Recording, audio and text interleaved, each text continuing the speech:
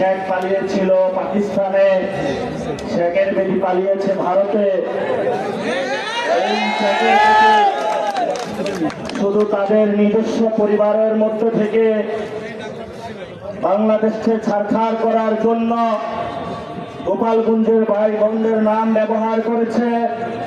কিন্তু আমরা গোপালগঞ্জের ভাই বোনদের থেকে খোঁজ নিয়েছি, শেখের বেটির পাশের যে ফ্যামিলি, তার জীবনযাত্রার কোনো মান উন্নয়ন হয় নাই।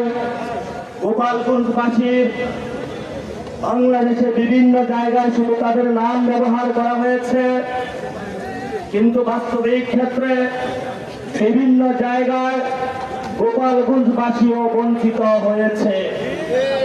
গোপালগঞ্জবাসীও বৈষম্যের শিকার হয়েছে।